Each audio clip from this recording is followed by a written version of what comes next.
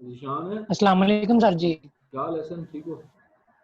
माशाल्लाह जी सर जी ठीक ठाक आपने। अच्छा निशान वीडियो ऑन कर अपनी।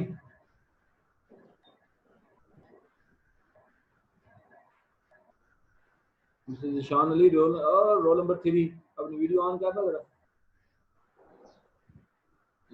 काशिफ महमूद साहब भी आ चुके हैं जी। निशान वीडियो ऑन कर अपनी। Roll number 3।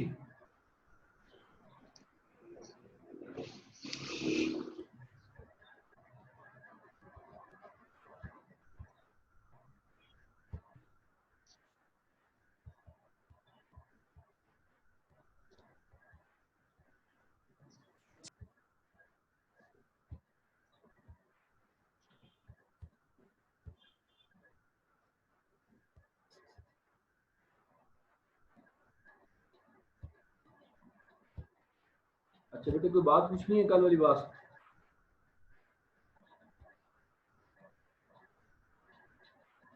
बेटे कल वाली लेक्चर से कोई बात पूछनी है प्लीज फ्रेंकली जी।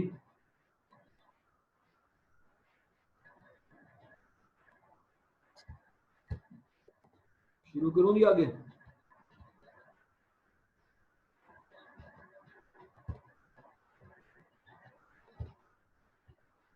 बेटा आपकी कोई बात पूछनी है?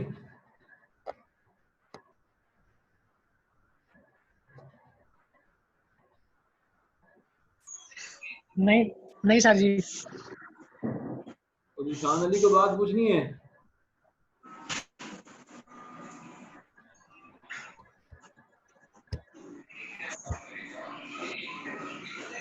मिसेस निशान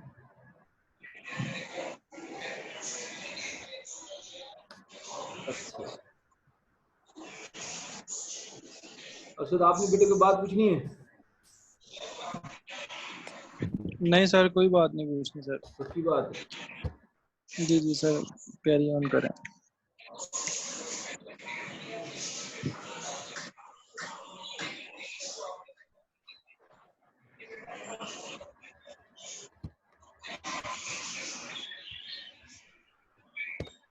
बेटा अच्छा आज हमने पढ़ना है ऑर्डर 38।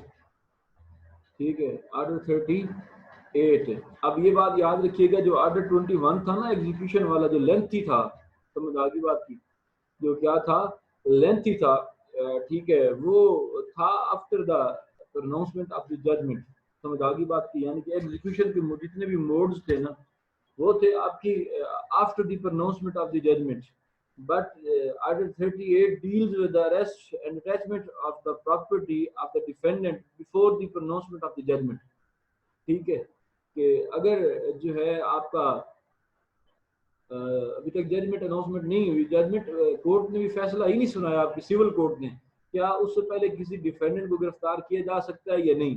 ठीक है बेटा तो आर्टिकल 38 इसके बारे में बताता है। आर्टिकल 38 है इसके बारे में बताता है। अदरवाइज जो आर्टिकल 21 में हमने मेजर्स पढ़े थे एग्जीक्यूशन के वो after the pronouncement of the judgment था। तो ये बात याद रखिएगा कि जो अनाउंसमेंट है ना आप इसकी जजमेंट की इस चीज का जो ये डिफरेंस है अब आर्टिकल 21 में। ठीक है आर्टिकल 21 में इस बात को आपने रखना है माइंड में कि अगर तो है ना एग्जीक्यूशन ऑफ डिक्री आपको पता है जो डिक्री अजरा वो हमेशा जजमेंट के बाद ही होती है ना जी कहाँ पे होती है जजमेंट के बाद ही होती है। ठीक है बेटा लेकिन अब अगली बात मैं ये बता रहा हूँ बेटा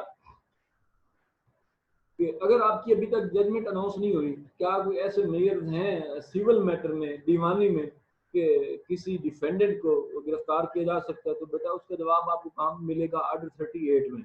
क्या मिलेगा आपको आर्टिकल 38 में।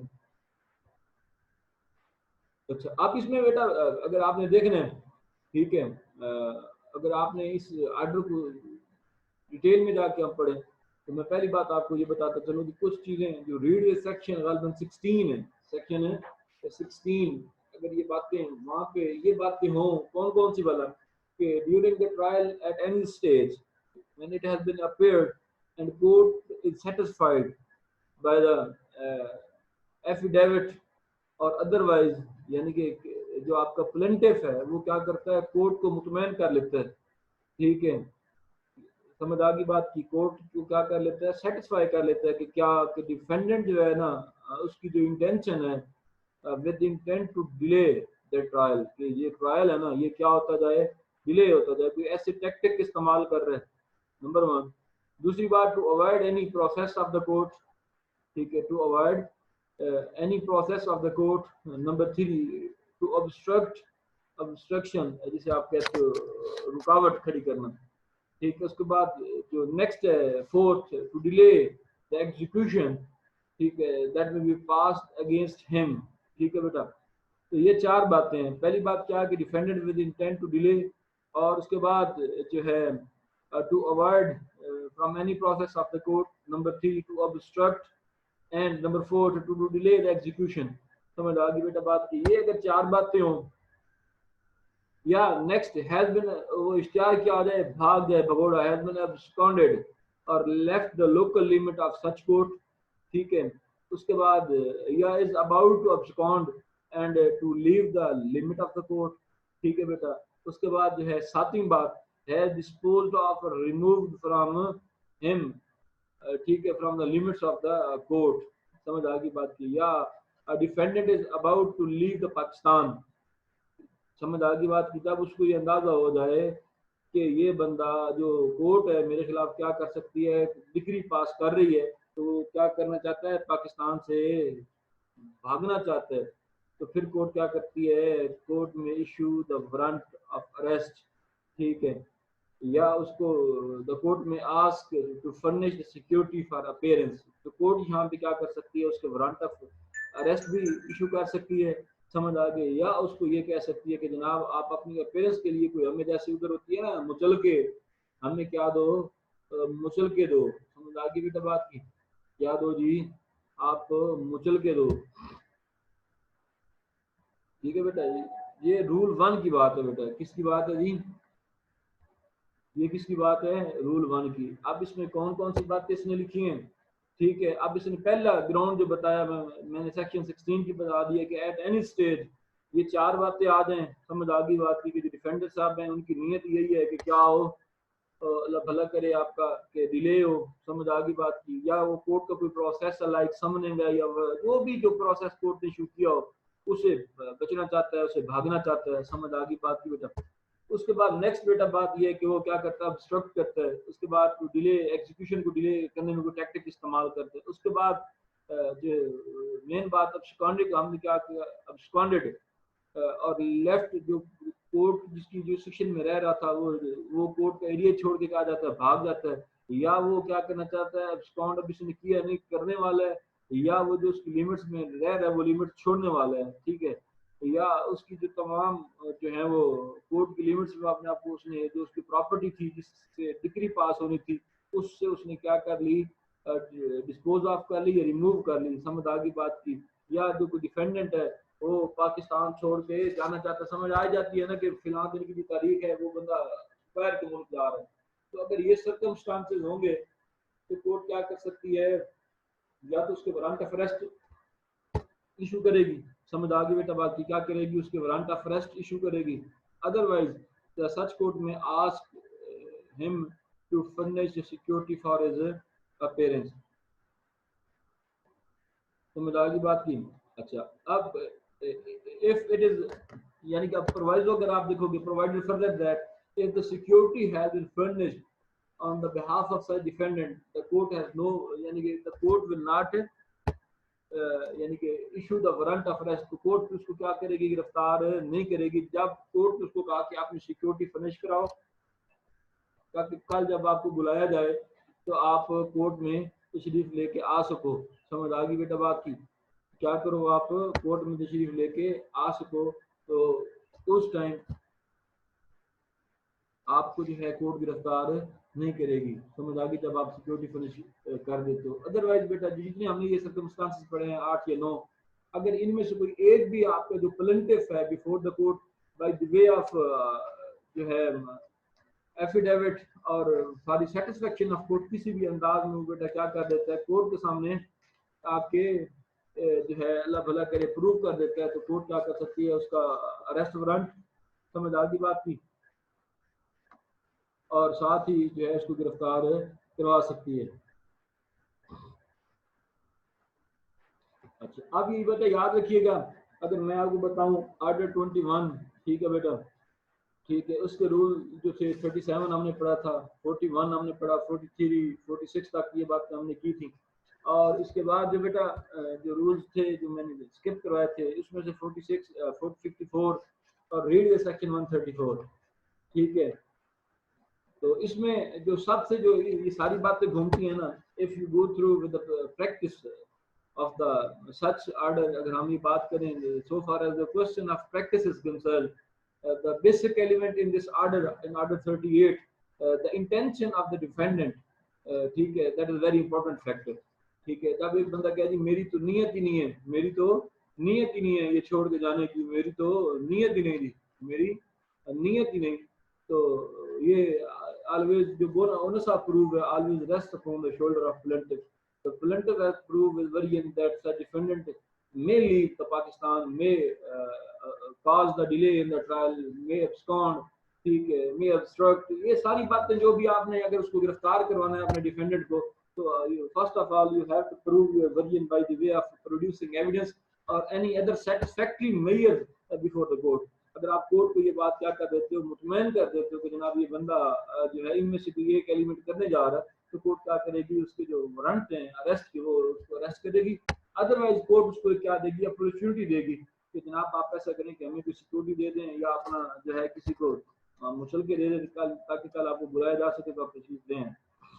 इसके बाद मैं आपको पहले बता चुका बेटा कि ऑर्डर जो 21 है वो डील करता है आफ्टर दी जो है जजमेंट, लेकिन जो आपका ये ऑर्डर है 38 ये डील करता है बिफोर दी जजमेंट, ठीक है। During the trial civil litigation में एट ड्यूरिंग द ट्रायल किसी भी टाइम इनमें से अगर कोई फैक्टर आप कोर्ट के सामने प्रोड्यूस कर देते हो और प्रूव करते हो कि जनाब इनमें से कुछ होने वाला है, ये बंदा कर चुका है, ये करने जा रहा है, तो कोर्ट क्या करेगी, उसका अरेस्ट वारंट जारी कर सकती है। समझ आ गई बेटा बात की। और फिर मैंने आपको ये बता दिया कि यहाँ पे जो आपका सबसे बड़ा मैटर है वो है आपके इंटेंशन, ये सबसे बड़ा जो है वो इंटेंशन है। समझ आ गई बात की।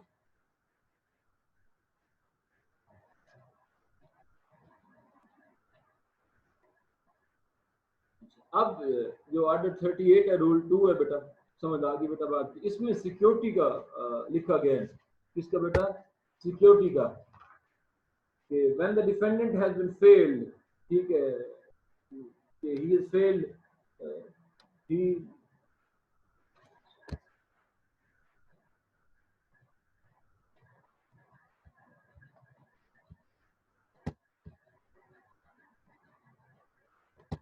अच्छा, इसमें जो है आपका डिफेंडेंट जो है वो क्या हो जाता है, फेल हो जाता है, डिफेंडेंट आपका फेल हो जाता है विदाउट एनी स्ट्रॉन्ग रीजन, ठीक है, कि वो ना सिक्योरिटी जो है वो छोटी बॉन्ड जो है वो जो कोर्ट उसको कहती है कि आप ये सामने लेके आओ, अगर वो फेल हो जाता है, वो नहीं दे सकता, तो कोर्ट कहती है जितने पैसों का झगड़ा है ना, जितना सब्जेक्ट मैटर है ना, आप इतने पैसे क्या करो कोर्ट में जमा करवा दो ना। समझ आ गई बात की। तो आपकी जो जिस प्रॉपर्टी के जितना क्लेम है, ठीक है, तो आप उसको क्या करो, जमा करवा दो, हम उसको सिक्योरिटी रख लेंगे, ठीक है। या इसमें जो सेकंड बात लिखी है और, ठीक है, to furnish security for appearance in the court at any time, ठीक है, या जो जो कोर्ट अपने ऑर्डर में लिखेगी, ठीक है, जिसमें हमने ये पढ़ा था, ठीक है, जो कोर्ट लिख देगी, अगर वो सिक्योरिटी आप कोर्ट को प्रोड्यूस कर दोगे तो फिर आपका जो वारंट ऑफ अरेस्ट है वो इशू नहीं होगा।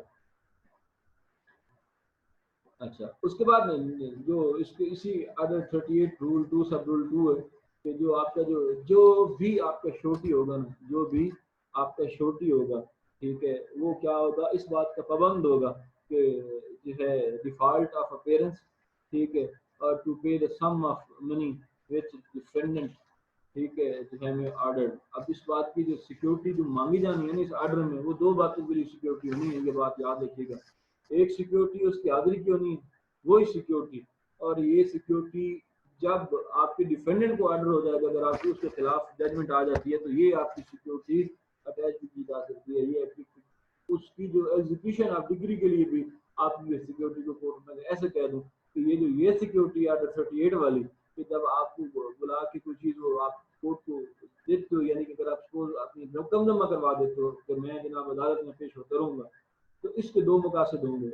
ये तो एक तो अगर इन केस ऑफ डिफॉल्ट अगर आप पेश नहीं होते, आपने पेश होना छोड़ दिया, आपने पेश होना छोड़ दिया, समझ आ गई, तो अदालत क्या कर सकती है, उसको जब्त कर सकती है, अटैच कर सकती है। और उसके बाद अगर आपने जनाब क्या किया कि जो कोई एग्जीक्यूशन के लिए वो जो आपको चार्ज होना था, आपके खिलाफ डिक्री आनी थी, तो फुलफिलमेंट ऑफ द डिक्री, तो कोर्ट क्या कर सकती है, उसी अमाउंट से वो तमाम चीज़ें जो है वो क्या कर सकती है, डिडक्ट कर सकती है। तो ये बातें सारी कहाँ पे, रूल 2 में। समझ आ गई बेटा बात, ये बातें कहाँ पे हैं सारी, रूल 2 में। अच्छा, इसके बाद नेक्स्ट जो जो है आपका रूल 3 है, समझ आ गई बेटा, उसमें लिखा हुआ वाज़ेह तौर पे प्रोसीजर, ठीक है, of application by the surety to be discharge, ठीक है। अच्छा, अब इसके साथ अगर बेटा आपने सेक्शन जो आपका है 156 और सेक्शन 55, सेक्शन 156 और 55 read with the article 38 rule 3, article 38 rule 3, समझ आ गई बात की, कि जो आपकी श्योरिटी फॉर द परफॉर्मेंस है ना, ठीक है, परफॉर्मेंस ऑफ द डिग्री है, समझ आ गई बात की, वो कभी भी डिस्चार्ज नहीं होगी। यानी कि एक कोई एक ऐसी श्योरिटी जो कि आपने कोर्ट में जमा करवाई थी for the performance of degree, ठीक है, आपको सेक्शन बता दिया 55 और 156, ठीक है, इसमें कभी भी डिस्चार्ज नहीं की जाएगी, जो कि आपने एक अमाउंट जो है कोर्ट में जमा करवाई होगी for the fulfilment of the degree, वो अमाउंट कभी भी वापस नहीं होगी, ठीक है।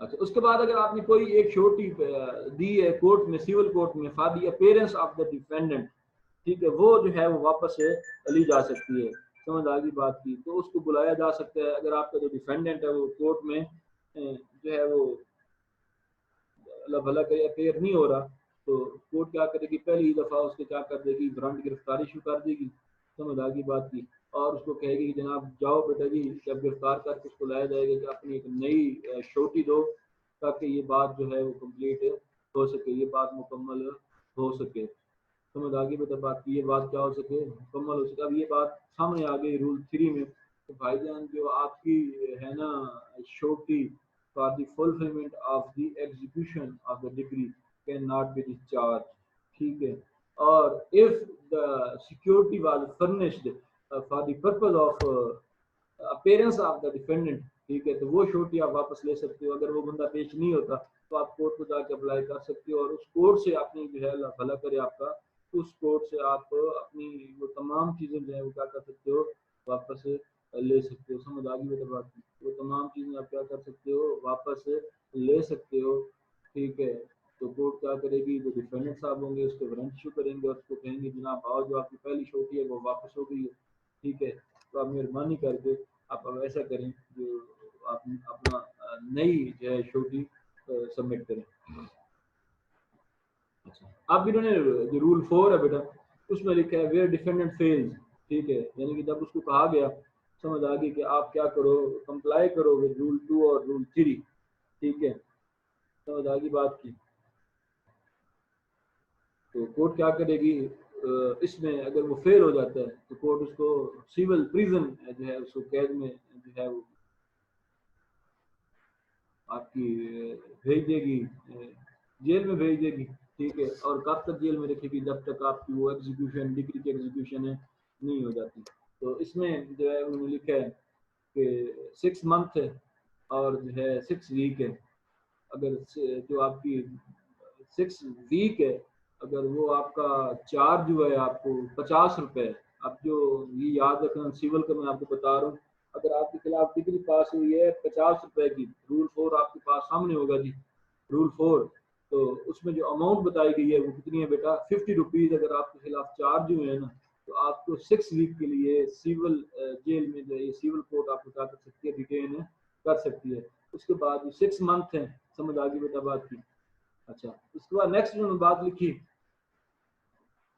कि if the पर्सन जो है उसने क्या कर लिया, उस ऑर्डर को मान लिया, जो सिविल कोर्ट का फैसला था उसके साथ उसने उसके क्या क्या कंप्लाई किया, तो उसको डिटेन नहीं किया जाएगा। अगर वो जो ऑर्डर कोर्ट सिविल कोर्ट पास कर देती है उस ऑर्डर को मान लेता है तो उसको सिविल जेल में भेजा नहीं जाएगा। समझ आ गई बात की। और such order of detention is appealable under section 104, ये बात याद रखिएगा। ये जो आपकी डिटेंशन का ऑर्डर है ना, इसके खिलाफ आप क्या कर सकते हो, अपील भी कर सकते हो अंडर सेक्शन 104।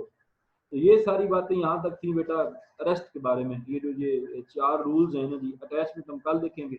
ऑर्डर 38 की जो अटैचमेंट है इसको हम इंशाल्लाह कल खत्म भी करेंगे और इस ऑर्डर को हम कल देखेंगे। अब अगर किसी ने बेटा कोई बात मेरे से पूछनी है अटैचमेंट के बारे में, अरेस्ट के बारे में, तो जी बिस्मिल्लाह, मैं ये आप सबको ये दे रहा हूँ जी एक्सेस। आपने कोई बात आपने पूछनी है तो ये याद रखिएगा, ये जो आपकी ये वाली अरेस्ट एंड अटैचमेंट है, ये before the pronouncement of the judgment है। समझ आ गई बात की। तो इसमें जो बात अगर आपने कोई पूछनी है अरेस्ट के मुतालिक before the pronouncement of the judgment, ये बिस्मिल्लाह आप पूछें।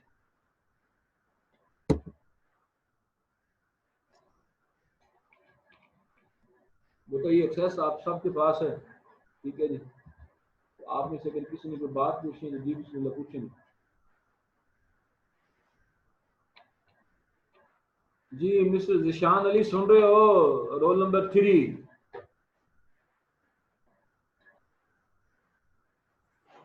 जी जी अस्सलाम।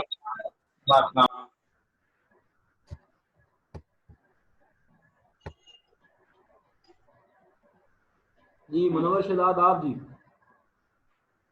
मोहम्मद आप बेटा,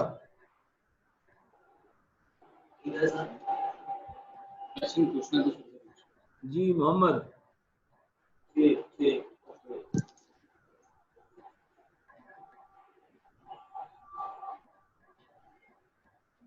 बेटा कोई बात पूछनी है आप मुझसे?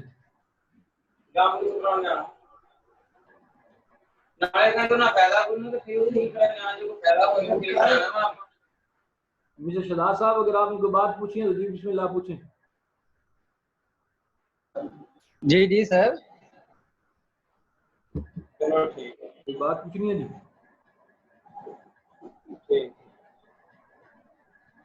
जी इसके बाद जी किसी ने बेटे को क्वेश्चन पूछना हो अरेस्ट के बारे में?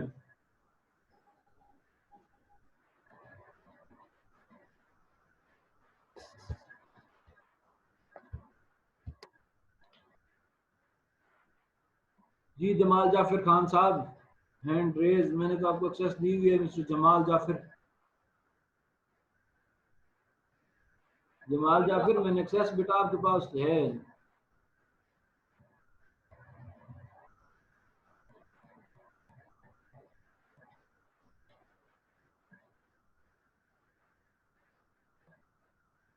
नईम इकबाल मंगन 56 रोल नंबर जी, नईम इकबाल। साकिब अली आप सुन रहे हो? सारे वो शहजादे जो सेल फोन रख के गए हैं। उसके बाद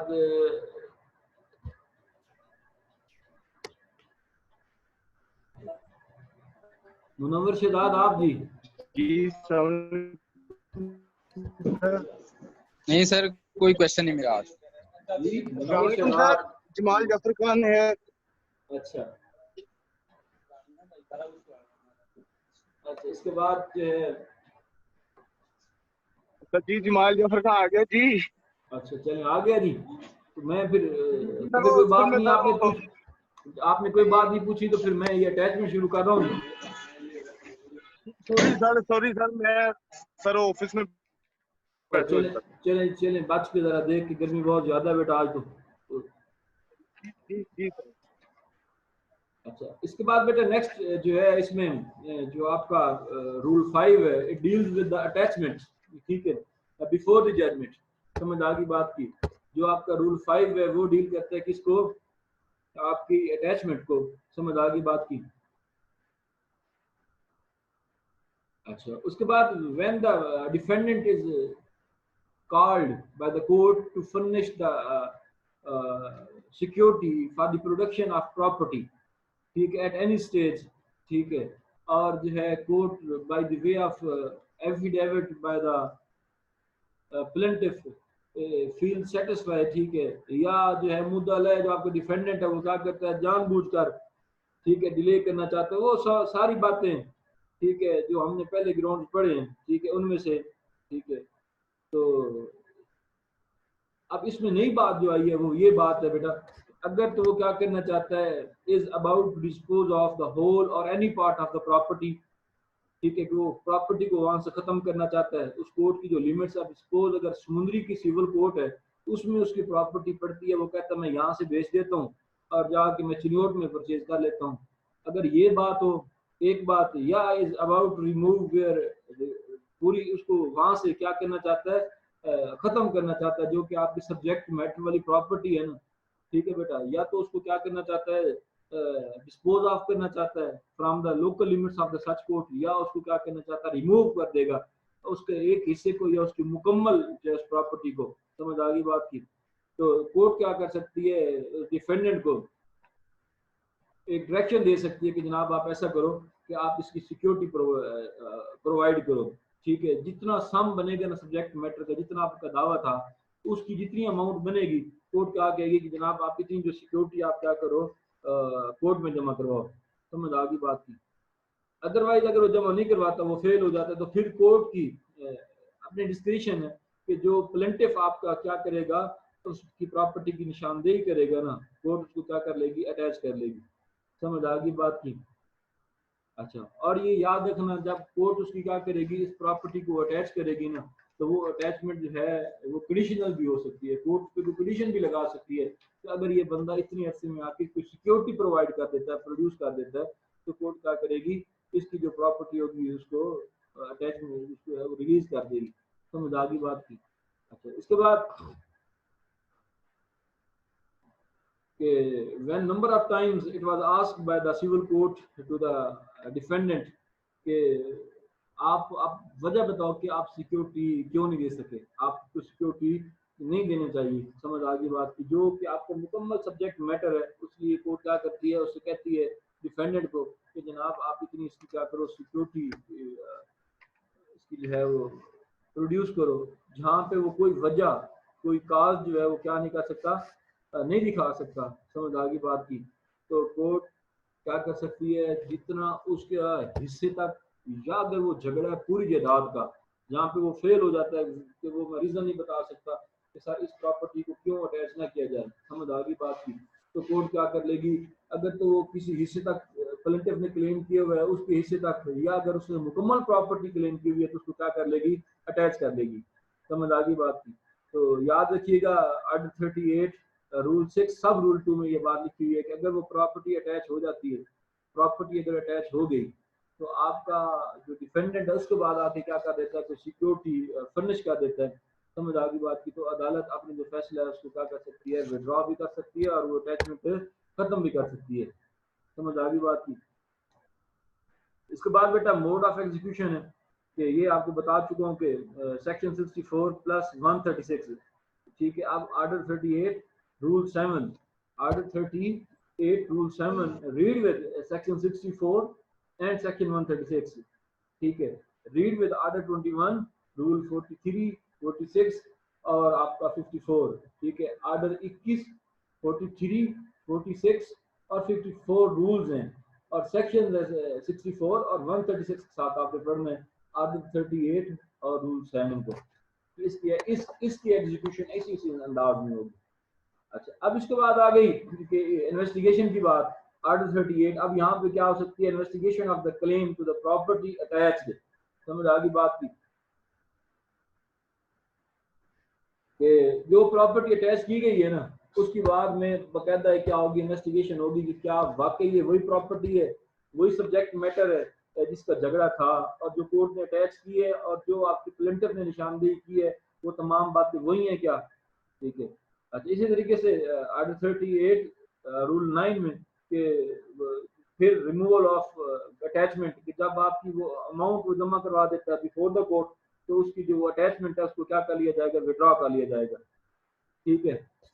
इसको क्या कर लिया जाएगा, विड्रॉ कर लिया जाएगा। अच्छा, इसके बाद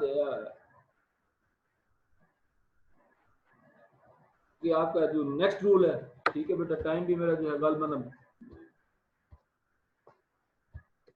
कि जो आपकी अटैचमेंट है before the judgment not affect the strangers not by the degree holder, जो आपके यहाँ से मुराद जो है ना डिग्री होल्डर को कोई इसका कोई राइट इन्फ्रिंज होता है ना उसको कोई मना करती है। इसी तरीके से आपका रूल 11 अगर आपने पढ़ना हो, ठीक है, कि जो rule 11 property attach before the judgment not be reattached in the execution of decree. अगर एक दफा आपकी प्रॉपर्टी अटैच हो गई है तो at the time of execution उसको दोबारा रीअटैच नहीं किया जाएगा। उसके बाद जो आपके एग्रीकल्चर प्रोड्यूस हैं बिफोर द जजमेंट, ठीक है, जो आपका एग्रीकल्चर का जो है तो फसल वगैरह आपका जो प्रोडक्ट है उसको बिफोर द जजमेंट याद रखना। एग्जीक्यूशन की बात तो एक और बात है, लेकिन जजमेंट से पहले उनको अटैच नहीं किया जाएगा। समझ आएगी बात की। और जो आपकी समाल का कोर्स हैं can not attach the immovable property, जो आपकी समाल का कोर्स हैं वो क्या नहीं कर सकती, आपकी इन प्रॉपर्टीज को अटैच नहीं कर सकती। अब जी बिस्मिल्लाह ऑर्डर 38 में से कोई बात आपने पूछनी है तो जी बिस्मिल्लाह आप पूछो, आप ताकि मैं आपको जवाब दे सकूं और ये मामला हमारा जो है यहाँ पे खत्म हो।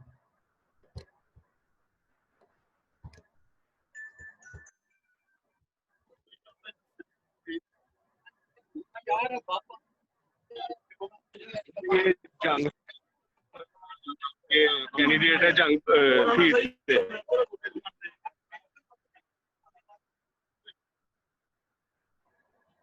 जी बेटा कोई बात पूछनी है जी आपने?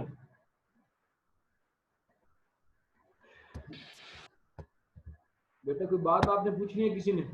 ऑर्डर 38 के बारे में कोई बात अगर आपने पूछनी है तो जी बिस्मिल्लाह।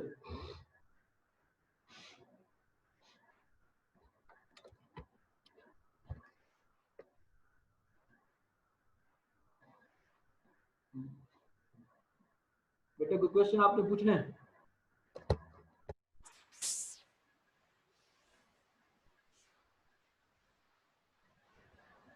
विराजमल आप बेटा, विराजमल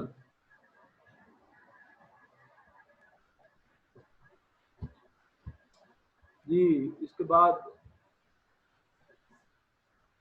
अली शकीब राय हैं आप क्लास में जी? सर हम हैं सर, जमाल क्लास में है सर, लेकिन ना सर यहाँ पे जंग आए हुए हैं सर कैंडिडेट वहाँ पे मेंबर पंजाब बार के लिए। किसके साथ आए हो जी आप?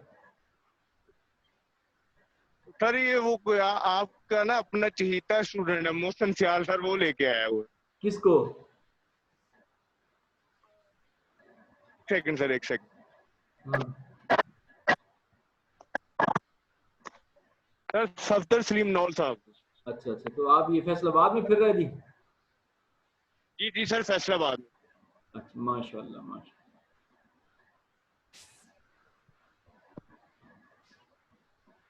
और जी कोई बात पूछनी है किसी ने बेटा?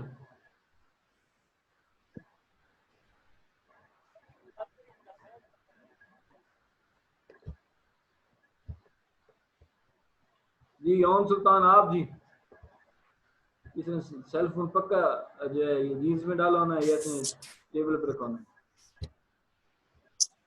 मोहम्मद बेटा आपने कोई बात पूछनी है? मोहम्मद? No sir.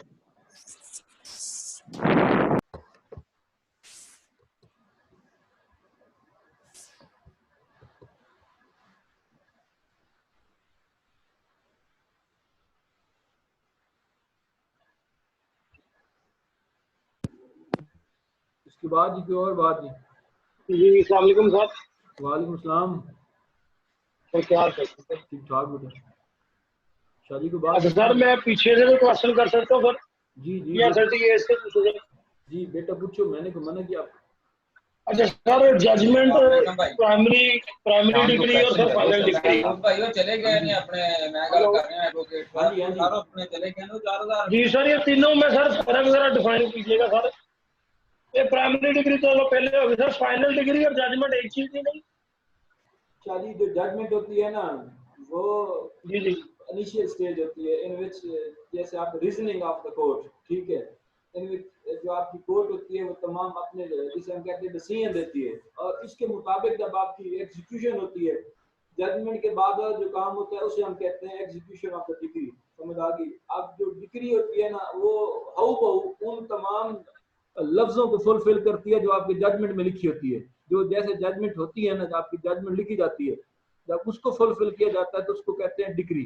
ठीक है, एग्जीक्यूशन ऑफ डिग्री। समझ आ गई। जो आपकी प्रीलिमिनरी डिग्री होती है शादी, समझ आ गई, वो अभी फाइनल डिग्री नहीं होती, यानी कि उसके बाद अभी आपका एक स्टेप रहना होता है जिसको हम कहते हैं कि अभी फाइनल डिग्री पास नहीं हुई अभी। यानी कि सपोज अगर आपका रिकवरी ऑफ जो है मेंस प्रॉफिट है, तो पहले कोर्ट अगर इस हद तक फैसला करती है, जजमेंट करती है कि पहले डिटरमिन कर लिया जाए कि आपकी रिकवरी ऑफ जो मेंस प्रॉफिट्स हैं वो हैं कितने, तो हम इसे कहेंगे ये प्रीलिमिनरी डिग्री है। जब वो डिग्री आप उनसे रिकवर करके प्लेंटिफ को जिसके हाथ में डिग्री होल्डर के हाथ में एग्जीक्यूट करवाई जाएगी उसे हम कहेंगे फाइनल डिग्री।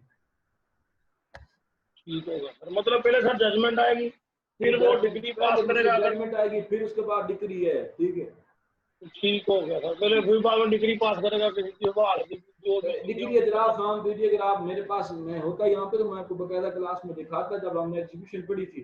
तो डिग्री इजराफ फॉर्म यही सर चीज नहीं ना, इधर है नहीं। मैं भी यही चाहता था कि वो सर आपको वो ऐसा फिजिकली दिखाते हैं, हमें समय लगता है। हम जैसे हम जाते नहीं ना कुछ। और जी कोई? Thank you sir. मुझे जी बेटा। सर क्या आपका ये जो होता है कि प्रॉपर सूट उसमें जो लॉयर की फी होती है वो कौन पे करता है? वो आपकी जो वो कोर्ट पे करेगी, उसके बाद जो मतलब जो वो पर्सन है उसको सिर्फ आपकी जो कोर्ट पे प्रॉपर सूट जो होता है ना उसमें गवर्नमेंट प्लीडर होगा। जी जी सर, आप जो होगा प्लीडर गवर्नमेंट होगा, गवर्नमेंट का प्लीडर अपना होगा।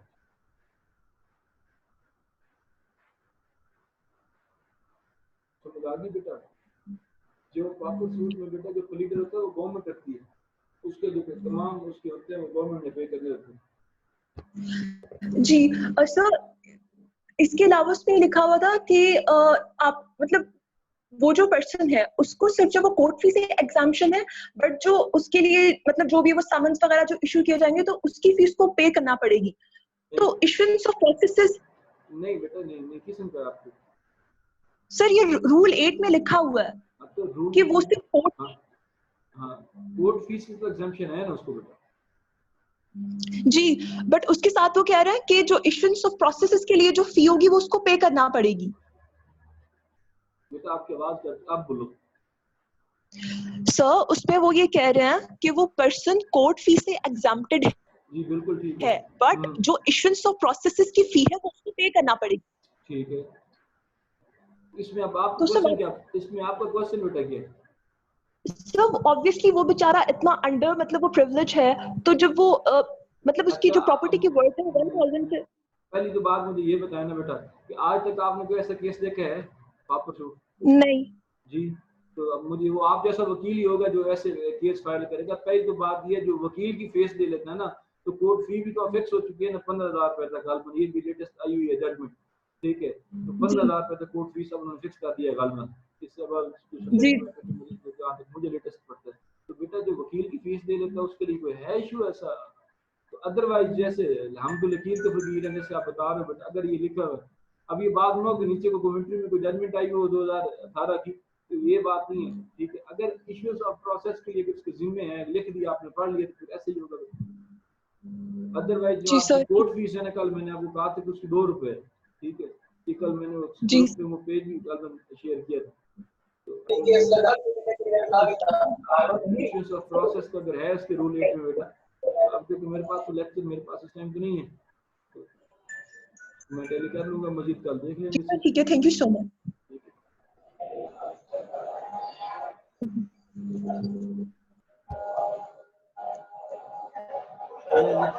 ठीक है, थैंक यू बेटा।